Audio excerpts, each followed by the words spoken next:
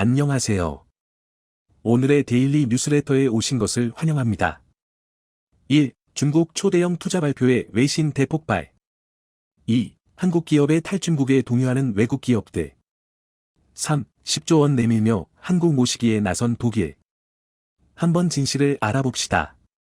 삼성과 SK 하이닉스를 밀어내고 중국 시장을 장악하겠다는 인텔의 계획이 미국뿐 아니라 중국에서도 점차 구체화되고 있어 우려가 커지고 있습니다. 이는 한국 기업들이 절대 미국에 이끌려 다녀선 안 된다는 의미로도 풀이되고 있습니다. 미국의 황당한 뒤통수. 무슨 일이 발생하고 있는지 자세히 알아보겠습니다. 인텔 게싱어 CEO는 11일 베이징에서 중국 상무부장을 만나 보안 및 반도체 공급 안정성에 대해 논의를 한 것으로 나타났습니다. 중국은 인텔을 포함한 다국적 기업에게 더 넓은 시장과 새로운 기회를 제공할 것이라 덧붙였습니다.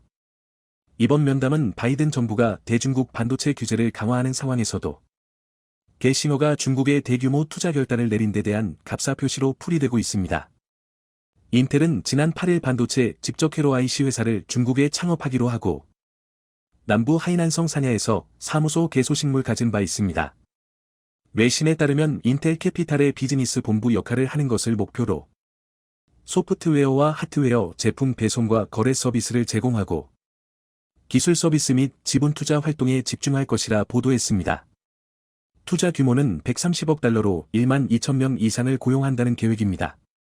중국도 이를 크게 보토하고 있는데 자국 시장의 인재 양성과 함께 중국 스타트업을 위한 지분 투자 활동을 할 것이라며 환영의 뜻을 보이고 있습니다.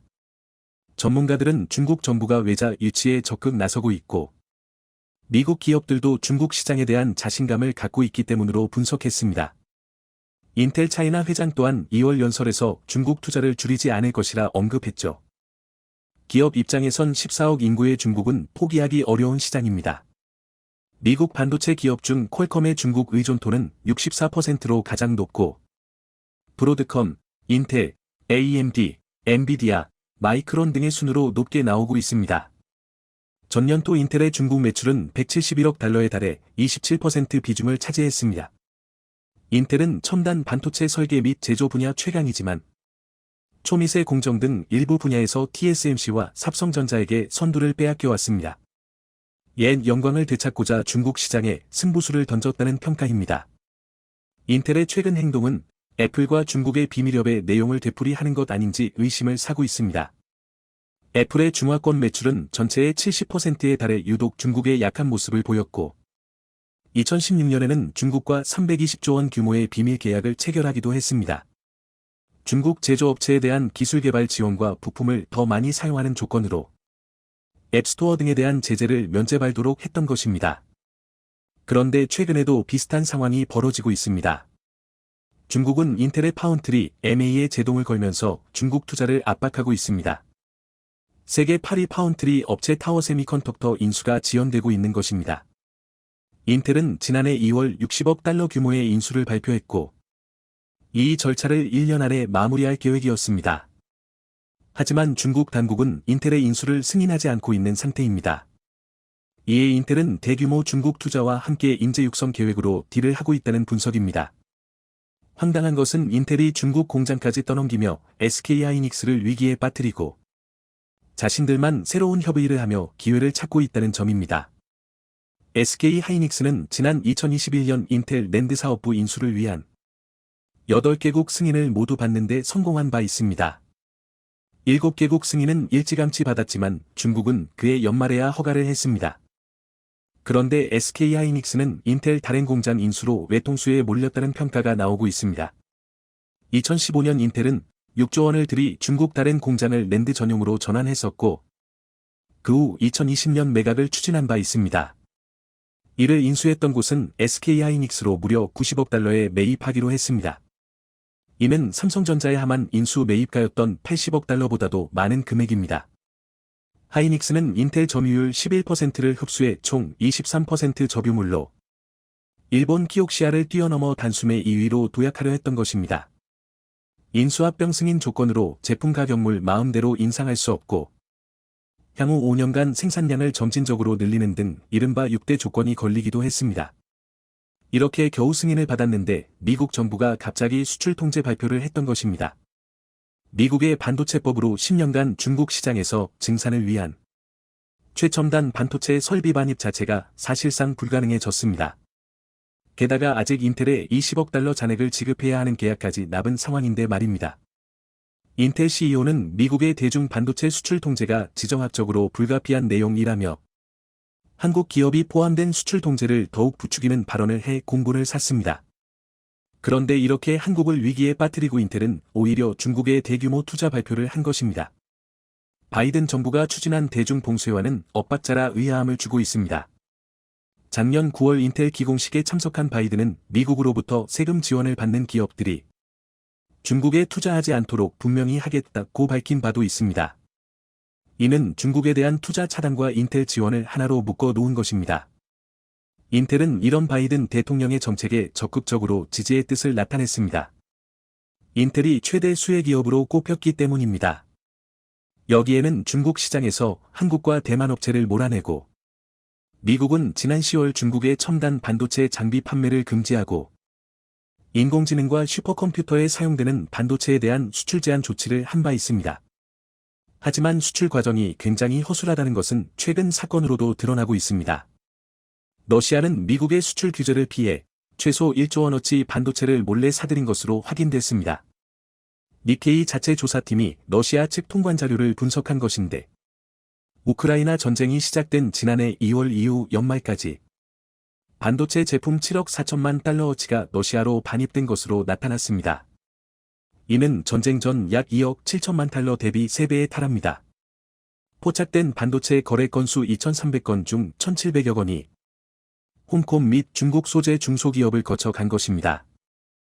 해당 중소기업 상당수는 우크라이나 전쟁 이후 설립됐으며 특히 홍콩 업체는 개당 1만 달러에 달하는 인텔 반도체를 러시아로 수출하기도 했습니다. 러시아가 수입한 고성능 반도체는 미사일 등 방산무기에 쓰일 가능성이 높습니다. 인텔은 러시아로 반도체를 판매하지 않는다고 해명했지만 우방국 도청도 서슴지 않던 미국이 자국 반도체가 러시아로 흘러 들어간 것을 몰랐을 리 없다는 의견이 많습니다. 미국 상무부도 러시아가 GCC 국제수출통제연합 비가입국을 통해 반도체를 사들였다는 것은 놀랍지 않다는 반응을 보이고 있습니다. 한국과 일본, 유럽연합 등이 가입돼 있습니다. 홍콩이 포함된 중국 지역은 미가입국 상태입니다. 그런데 러시아로 흘러 들어가기 이전에 중국 쪽으로도 대거 수출했다는 것인데 미국이 중국의 반도체 생산 능력 향상을 견제하지만 중국으로 반도체를 수출하기 위해 안간힘을 쓰고 있다는 것을 알 수 있습니다. 다음 주에는 미국 상무부 관료들이 중국을 방문해 현지 기업인 등을 만나 양국 교역과 비즈니스 문제 등을 논의할 것으로 확인됐습니다. 이는 올해 추진 중인 러몬드 장관의 방중에 앞서 사전 의견 조율이라는 분석입니다. 러몬드 장관도 중국과 긴장이 고조되는 것을 원하지 않는다며 방문 의지를 보이고 있습니다. 이런 상황은 미국 정부의 명분과는 너무나 어긋납니다. 미국 정부는 반도체 생산 시설에 보조금을 주는 법을 시행하면서 중국 공장 투자를 제한하는 조건을 걸고 있습니다. 삼성전자와 SK하이닉스의 중국 공장에 대해서는 5% 미만의 생산량 확대 승인을 하며 발목을 잡고 있습니다. 사실상 현지 생산에 대한 이득을 모두 없애겠다는 뜻입니다. 중국 또한 삼성전자의 매출 급감을 미국의 칩스법 탓으로 주장하고 있습니다. 인텔은 미국 정부와 삼성의 발목을 잡고 투자를 본격화하고 있습니다. 인텔은 최근 ARM과 깜짝 파트너십을 선언했습니다. 양사의 기습적인 협업으로 향후 수년 내 애플과 퀄컴 등이 TSMC나 삼성전자 대신 인텔을 선택할 수 있다는 전망이 나오고 있습니다. 인텔의 1.8나노 공정에서 저전력 시스템 온칩을 구축할 수 있도록 ARM과 협업하는 계약입니다. 애플, 퀄컴과 같은 AP 설계 기업들은 ARM 디자인을 바탕으로 삼성전자, TSMC 등의 반도체 위탁 생산을 맡겨왔습니다. 그런데 최근 들어 칩의 성능 향상 포기 정책에 접어들었다는 평을 듣고 있습니다. 5나노에서 3나노로 진입하기 위해 막대한 투자가 필요한 것에 비해 성능 향상 폭은 20% 수준에 불과하고 수율 또한 잡기가 힘든 상황입니다. 업계는 인텔과 ARM의 협력 수준이 구체적으로 진행되고 있다며 ASML의 차세대 극자외선 장비까지 도입해 파운드리 분야에서 주도권 탈환에 박차를 가하고 있다는 분석입니다. 인텔과 ARM은 자동차, 사물인터넷, 항공우주 분야로 협력을 확대한다는 방침입니다. ARM 최대 주주인 소프트뱅크도 조만간 해당 회사를 나스닥에 상장해 인텔과의 투자 자금을 마련할 것으로 보입니다. 인텔은 차세대 EUV 장비 도입 계약을 네덜란드와 먼저 맺었고 2025년이면 1.8나노를 구현하겠다는 계획을 세워왔습니다. 인텔을 키우겠다는 미국의 입김이 작용한 것입니다. 인텔은 미국 내에 200억 달러 투자 계획을 밝혀왔는데 중장기적으로 미국 내 투자 규모는 1천억 달러에 이릅니다. 바이든 정부는 인텔이 자체적으로 기술과 양산 능력을 확보할 수 있게 TSMC와 삼성전자를 유치한 후 부품 및 공급망 확보를 노리고 있는 상황입니다. 게다가 이번에는 여기서 만든 제품을 중국에 판매하기 위한 투자까지 언급하고 있습니다. 2021년 인텔 CEO로 취임한 게싱어는 수락요건으로 파운드리 재진출을 내세운 바 있습니다. 그는 과거 50년은 석유 매장지가 지정학적으로 중요했다면 미래 50년은 반도체 공장이 어느 지역에 있는지가 더 중요하다며 반도체 제조망 구축의 중요성을 강조하기도 했습니다. 그런데 그가 생각한 곳은 미국과 중국 모두가 포함되어 있는 것입니다. 현재 인텔의 파운드리 사업 규모는 연간 10억 달러로 전체 인텔 매출 중 1.4%에 불과하며 적자를 기록하고 있습니다. 하지만 중국에 만든 새로운 사무소를 거점으로 판매 확대를 노리고 있습니다. 중국 관영 글로벌 타임스는 테슬라와 인텔의 중국 투자를 집중 보도하고 있습니다. 인텔뿐만 아니라 미국 기업들이 적극적으로 중국 시장 공략에 나섰다는 것입니다. 테슬라 또한 상하이의 전기에너지 저장장치 메가팩 생산 계획을 밝힌 바 있습니다. 올해 3분기 공장을 착공해 내년 2분기 생산을 시작할 예정이라며 한 개당 4메가와트시 메가팩을 연간 1만 개씩 생산해 세계에 수출하겠다는 전략입니다. 메가팩은 태양광이나 풍력 에너지를 저장할 수 있는 에너지 저장 장치 ESS를 말합니다. 상하이에는 테슬라의 주력 차종인 모델 3와 모델 Y를 생산하는 기가팩토리가 있습니다. 중국은 2022년 테슬라 전체 매출의 22%를 차지할 정도로 비중이 큰 곳입니다. 그런데 최근 불경기로 중국 내 입지가 위협받자 추가적인 투자까지 벌이고 있는 것입니다. 그리고 중국 CATL 기술을 도입해 미국 내 배터리 공장 건설까지 추진하고 있습니다. 결국 미국 정부는 자국 기업 이익을 위해서는 중국과의 협력도 눈감고 있는 것입니다. 한국은 미국과 중국 모두에서 균형 있는 외교로 실리를 찾아야 할 것입니다. 현대차 그룹은 2019년 51만 대였던 인도에서의 차 판매량은 지난해 81만 대까지 3년 새 59% 늘었지만 반면 같은 기간 중국 판매량은 91만 대에서 34만 대로 63% 줄었습니다. 여러 영향으로 지난해부터 대중국 수출은 흑자는커녕 수출 자체가 쪼그라들면서 한국 수출 전선에 문제가 많다, 위기다고 하고 있습니다. 우리 중소기업이나 삼성 같은 대기업들이 탈중국하고 있는 가운데 중국 시장을 잃으면 중국 의존도가 높은 한국 수출은 상대적으로 하락할 수밖에 없다고 했지만 그 이면에서는 의미 있는 변화가 일어나고 있습니다. 물론 지난해부터가 아닌 사드 배치 이후 한국 기업들 중 일부는 별다른 영향을 받지 않았지만 중국 정부의 표적으로 찍힌 한국 기업들의 상품의 매출은 수직으로 하락했습니다. 그런 영향을 받는 기업들이 점차 늘어나고 미국의 대중국 제재가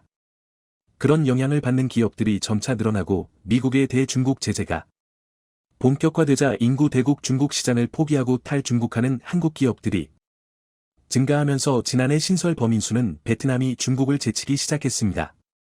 이런 가운데 우려와 달리 한국 기업들은 중국을 제외한 유럽, 동남아, 아시아, 미국, 러시아, 중동, 중남미와 아프리카에까지 손을 뻗치며 중국에 대한 수출 의존도를 빠르게 낮추고 있습니다. 2003년 이후 약 20년간 중국은 한국의 수출에서 절대적인 영향력을 행사해 오면서 우리나라 전체 수출에서 중국이 차지하는 비율은 매년 25% 내외로 2위 수출국인 미국보다 항상 2배가량 높았습니다. 하지만 올 들어서는 대중 수출 비율이 19.4%까지 떨어지면서 2004년 이후 19년 만에 20% 아래로 내려간 반면 대미 수출 비율은 17.9%까지 올라 격차가 크게 조며진 상황입니다.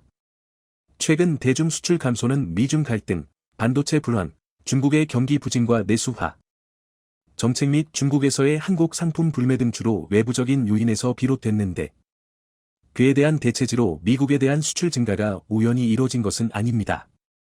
대중 수출이 2018년 1621억 달러 약 214조 원에서 2022년 1558억 달러로 뒷걸음질하는 동안 대미 수출은 727달러억에서 1098달러억로 51% 늘었습니다.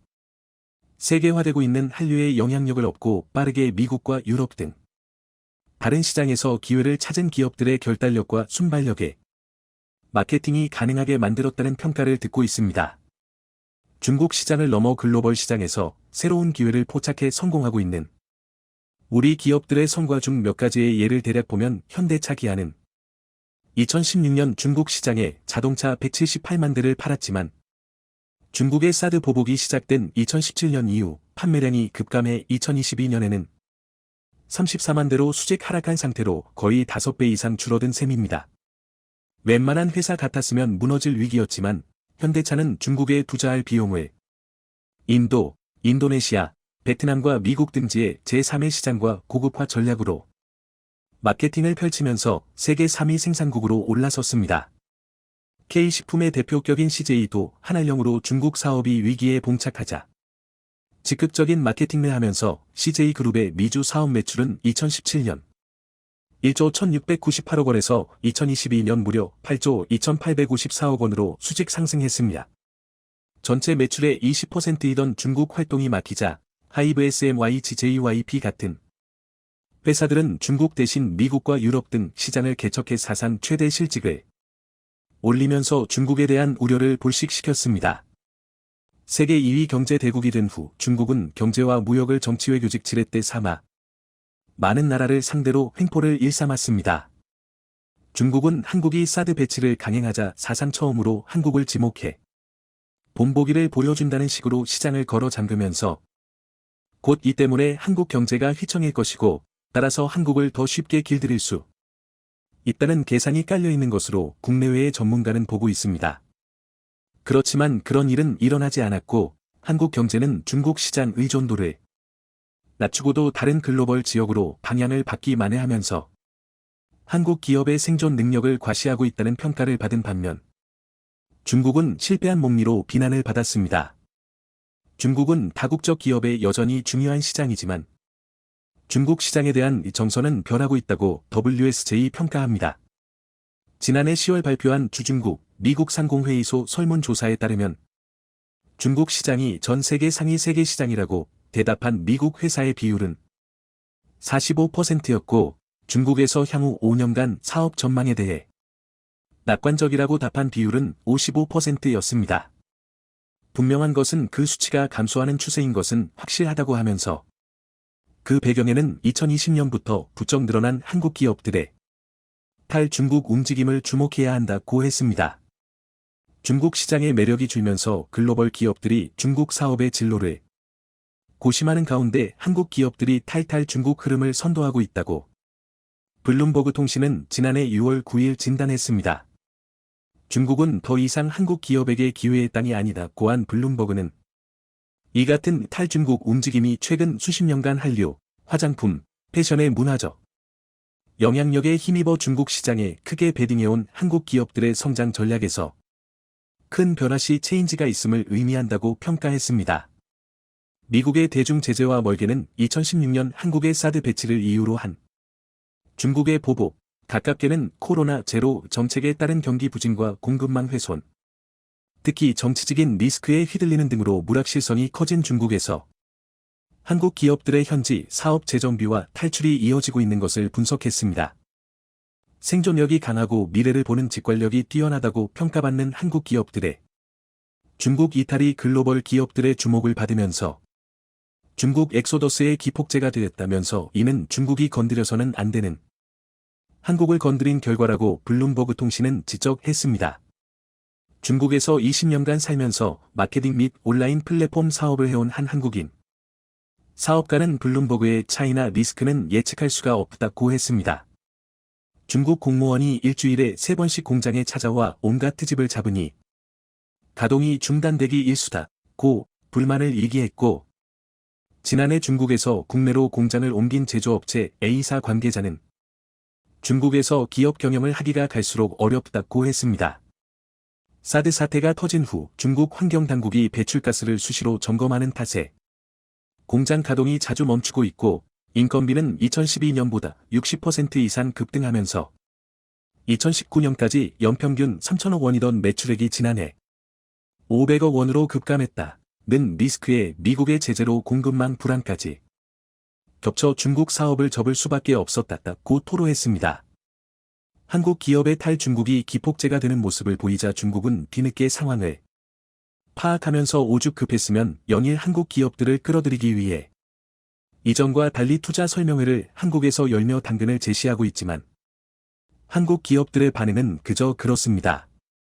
전국경제인연합회의 2021년 12월 조사에서 국내 131개 기업 중 86%가 지난 10년간 중국 경제 상황이 악화됐다고 답한 데서도 이런 분위기는 확연하게 나타납니다. 조사 대상 기업들은 중국의 정치적 리스크를 가장 큰 우려 원인으로 꼽았고, 외국 기업에 대한 차별미 중 무역 갈등 강화된 환경 규제 높은 생산 원가 등을 문제가 있는 요인으로 거론했습니다. 같은 기간 베트남은 3위 290억 달러에서 지난해 산업연구원 조사에서 현지 기업들이 중국 철수를 고려하는 이유로 생산 비용 상승 38%, 경쟁 심화 22%, 미중 갈등 16% 때문으로 조사됐습니다. 그렇지만 지금도 중국에 투자하고 있는 기업들은 중국의 인건비가 오래전에 비해 몇 배가 올랐다고 하지만 아직도 한국보다는 많이 저렴한 편이고, 특히 인도나 베트남보다는 인건비는 비싼 편이지만 일단 그들보다 기술력이 있고 인프라가 잘 되어 있는 데다가 한국과 지리적으로 가까워 생산 단가상 유리한 면도 있는 장점이 있는 면을 꼽고 있습니다. 그런 면에서 중국에서 기업하고 싶다는 기업인들이 아직 적지 않지만 실제 중국에서의 현실을 접하고는 중국 정부나 중국인의 목리에 견디지 못하고 떠나는 한국 기업이 많다고 코트라나 중국 한인상공회 관계자는 말합니다. 그런 중국의 탈중국의 영향을 받아 위기론까지 나왔지만 일본의 경제 보복을 어렵지 않게 넘겼듯이 탈중국은 중국이 당황할 만하지 않습니까? 한국에 대한 일본의 경제 보복대 관련된 일본 기업들이 인터뷰에서 세계 1, 2위 기업을 건드리면 어떻게 하는가? 위기에 강한 한국입니다. 자존심 강한 독일이 한국에게 고개를 숙였습니다. 곧 다가오는 겨울에 독일은 필요한 에너지를 확보하지 못해 에너지를 구걸하는 것은 물론 운반의 어려움을 겪고 있는데요. 이 문제를 해결할 방법이 오직 한국밖에 없다고 합니다. 올라프 숄츠 총리가 직접 한국에 전화를 하면서 10조 원 규모의 투자를 약속하는 한편 한국에게 그동안의 인연을 생각해 도와달라는 말까지 하며 한국을 향해 저자세를 보였다고 하는데요. 러시아 우크라이나 전쟁이 장기화되는 가운데 속이 타는 국가가 있습니다. 바로 독일이 그 주인공인데요. 강경한 반러시아 전선의 중심 국가로 유럽에서 주도적으로 러시아 반대 세력을 형성한 가운데 러시아는 이런 독일에게 본때를 보여주겠다며 독일의 약점을 틀어주면서 실력 행사에 나섰죠. 처음에는 독일은 러시아의 이 협박에 아무렇지 않은 모습을 보였습니다. 그러나 시간이 지나고 러시아가 가진 무기가 슬슬 효력을 발휘하는 겨울로 넘어서면서 러시아가 가진 무기는 바로 천연가스. 독일은 예전부터 싼 가격에 공급되는 러시아 천연가스를 이용해 대부분의 에너지 자원을 러시아에서 수입했습니다. 원전을 비롯해 친환경 에너지원 확보를 위해 발전소를 건립했으나 사실 그것만으로 독일 경제를 굴리기에는 턱도 없는 것이 현실인데요. 그리고 러시아가 천연가스 밸브를 잠그는 행동을 통해 독일이 얼마나 에너지 문제에 있어 취약한 국가인지 드러났습니다. 당장 가스 공급이 원활하지 않다 보니 독일 전역에서 에너지 수급을 요구하는 시민들의 원성이 빗발쳤죠. 우크라이나 전쟁의 여파로 독일 시민들이 피해를 보게 된 것입니다. 이미 보유하고 있는 천연가스를 모조리 사용해도 올해 겨울에는 얼어 죽는 사람이 나올 수도 있다는 불길한 예측이 경제 전문가들 입에서 나오면서 독일 시민들은 패닉에 빠졌죠. 이뿐만 아니라 향후 수입할 천연가스 가격도 독일 시민들에게 공포로 다가왔습니다. 독일 가스 가격 비교 포털 체크24는 작년 독일은 쌓인 가구 기준 174만 원의 비용을 지불해야 했지만 2022년에 들어서 534만 원을 내야 한다고 말하며 독일 에너지 산업에 큰 위기가 닥쳐왔다고 표현했는데요.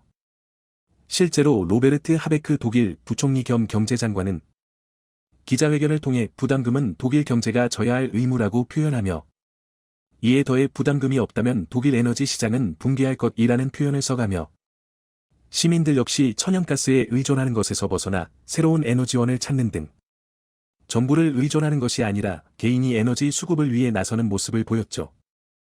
과거의 유물로 생각되던 늑대감이 다시 독일 사회에서 인기를 끌며 주요 에너지원으로 복구하는가 하면 석탄을 비롯한 갈탄 수입이 늘어나면서 해외 직구로 품질 좋은 석탄 수입에 독일 국민들이 나서는 등 대체 에너지를 찾는 데 독일 시민들이 주력하고 있습니다.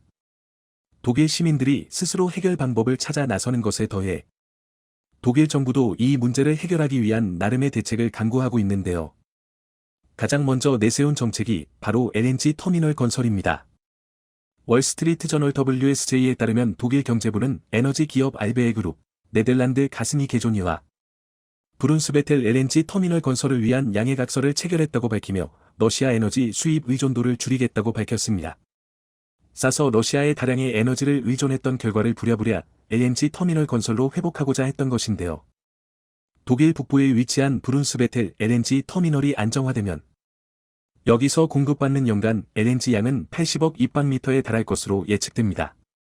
하지만 이것도 시간이 지나야 안정화된다는 차원에서 점점 다가오는 겨울 에너지 대란을 극복하기에는 부족한 방법이었죠. 급한 마음에 독일은 에너지 수입을 논의하며 캐나다와 합의를 통해 액화천연가스 LNG 수입을 서두르게 되었습니다. 쥐스탱 트리도 캐나다 총리와 만난 올라프 숄츠 총리는 캐나다 동부 해안의 LNG 터미널에서 천연가스 수입을 결정지었죠. 겨우 숨 돌릴 수 있다고 생각한 독일에게는 그러나 또 하나의 문제가 닥쳐왔습니다. 바로 이 LNG를 실어와서 독일까지 견인할 LNG 운반선이 없다는 것이었습니다. 올라프 숄츠 총리는 한숨을 쉴 수밖에 없었죠. 현재 LNG 운반선의 최강자는 대한민국입니다. 한국을 무섭게 쫓던 중국이 스스로 기술 한계를 드러내면서 주춤하던 사이 한국은 기술 격차를 벌리며 업계의 탑을 유지하는 데 성공했죠. 올해 상반기 글로벌 액화천연가스 운반선 발주량은 작년 상반기 대비 400% 이상 늘어난 것에서 이를 확인할 수 있습니다. 국내 조선업계를 대표하는 주종인 LNG선은 이제 명실상부 한국이 장악하고 있습니다. 전 세계에서 발주된 LNG선 10척 중 7척이 한국에서 수주되었고 만들어지는 것을 보면 이를 잘 알 수 있죠. 조선업계에서 한국이 우위를 차지할 수 있었던 것은 바로 기술. 영하 163도의 극저온 탱크에 저장해 천연가스를 운반해야 하는 과정이 반드시 필요하지만 이 기술은 섬세함을 요구합니다. 만약 이 과정에서 설계가 잘못될 경우 배가 두 동강 날 수 있기 때문이죠. 그래서 해상 폭발 사고도 이어질 수 있는 만큼 안전성과 탁월한 저온 탱크 기술이 반드시 필요한 분야가 바로 LNG 운반선 분야입니다. 일찍부터 극저온 탱크 기술을 보유했고 탁월한 실력을 보였기에 한국은 최강자 자리에서 내려오지 않았습니다. 그러나 2010년대 들어 중국이 인력을 투입해 저가 상품을 만들었고 한국보다 더 싼 가격에 LNG 운반선을 만들 수 있다는 소식에 중국이 한국의 뒤를 이어 LNG 운반선 왕좌를 차지했던 적이 있습니다. 하지만 중국은 이 자리를 그렇게 오래 유지하지 못했죠. 인건비를 이용해 저가의 LNG 운반선을 만들 수는 있었어도 기술은 한국을 따라잡지 못했기 때문입니다. 후동중화조선이 건설했던 LNG선 글래드스톤 호가 대표적인데요. 한국보다 싼 가격에 건조가 가능해 주목을 받았지만 2018년 호주 인근 해역에서 엔진 고장으로 움직이지 못해 막대한 피해를 끼쳤던 선박이죠. 결국 중국의 민낯을 확인한 여러 에너지 회사들은 믿을 수 있는 한국에 다시 LNG선을 의뢰하게 되었고 한국이 계속해서 LNG선의 강자로 지금까지 그 명성을 잇고 있습니다. 한 차례 빼앗긴 과거를 잊지 않고 한국은 절치부심하며 기술은 물론이고 압도적인 건조 능력으로 최근 Q클래스 LNG선 생산에 박차를 가하며 중국과 격차를 벌리고 있습니다. 운송 용량이 20만 세제곱미터를 넘는 선박을 Q클래스 선박이라고 부르며 한 척당 가격이 3천억이 넘는데요. 이 선박을 만들 수 있는 곳은 한국밖에 없습니다. 한국조선해양, 대우조선해양, 삼성중공업 등 소위 말하는 빅 3분만 이를 만들 수 있죠. 중국에서도 Q클래스에 해당하는 선박을 만들고자 노력했지만 거대한 규모를 한 번에 제조하는 것은 아무리 인력을 동원해도 불가능할 정도로 한국 조선업체들은 압도적인 기술력을 자랑하고 있죠. 이 밖에도 한국 조선업계 최강자들은 세계 첫 이중연료 엔진을 개발하며 다른 국가의 조선 기술을 아득히 뛰어넘는 성과를 기록했습니다. 현대중공업이 세계 최초로 저압식 액화천연 가스 LNG 이중연료 엔진을 만든 것이 바로 그것인데요. 19,000마력급의 이 엔진은 LNG와 디젤 연료를 선택적으로 사용, 오토사이클 시스템을 적용해 저압으로 연료를 공급할 수 있습니다. 이렇게 되면 기존 선내 연료 공급 시스템을 단순화시킬 수 있죠. 이를 통해 대기 중 질소산화물과 메탄 배출을 크게 줄일 수 있어 친환경 기조로 방향을 틀고 있는 유럽의 기준을 맞추게 되었습니다. 다른 국가에서는 엄두도 못 내는 일을 한국은 해내고 있죠. 독일에게 필요한 물건이 한국에 있는 것인데요. 올라프 숄츠 독일 총리 입장에서는 대규모 LNG 운반을 통해 독일 에너지 대란을 해결해야 하는 상황. 한국을 통하지 않고서는 이 계획이 불가능하다는 것을 깨닫고 급하게 한국을 방문, 한국에게 도와달라고 애원한 것입니다. 독일 말고도 유럽 국가를 비롯 에너지 문제를 겪고 있는 많은 국가들이 징검다리 에너지라고 평가를 하는 액화천연 가스 LNG를 원하고 있기에 이를 운반할 수 있는 LNG 운반선 수요는 폭증했습니다. 영국 조선해운시황 분석기관 클락슨 리서치에 따르면 LNG선 선가는 7월 기준 2억 3,500만 달러로 6월에 비해 500만 달러가 오른 가격을 기록했습니다. 품질 좋은 LNG 운반선의 대부분을 한국이 장악하고 있기에 지금부터 발주를 넣는다고 해도 기한 내에 생산하는 것은 불가능에 가까운 것이 현실. 사태를 파악한 국가들은 이미 한국의 대규모 물량을 수주하는 등 발빠르게 움직임을 보였습니다. 독일은 발빠른 움직임을 보이지 못한 국가인데요. 그렇기에 올라프 숄츠 총리가 직접 한국을 방문, 한국의 도움을 요청한 것입니다. 하지만 한국 정부 입장에서도 독일의 요청에 답변을 빠르게 줄 수 없는 형편인데요. 이미 대기를 하고 있는 중동의 국가들을 비롯 미국에서도 가스 운반에 한국 LNG선을 미리 예약해 놓았기에 독일이 가용할 수 있는 LNG선은 한정적이죠. 그렇다고 함부로 중국이나 일본 등 기술이 떨어지는 국가에게 LNG선을 요청했다가 사고라도 발생하면 문제가 크기에 독일 입장에서는 이러지도 저러지도 못하게 되었습니다. 10조 원어치의 대규모 LNG선 계약을 약속했음에도 불구하고 독일이 원하는 양의 LNG선을 받는 것은 불가능하죠. 과연 독일은 한국의 마음을 사로잡아 원하는 물량을 받아낼 수 있을까요? 점점 더 가치가 상승하는 한국 LNG선의 순항에 박수를 보내며 한국 LNG 운반선이 전세계 표준 운반선으로 완전히 자리 잡길 기원해 보겠습니다. 영상이 도움이 되셨다면 구독과 좋아요 부탁드리며 오늘도 감사합니다. 최고로 멋진 하루 보내시길 바랄게요.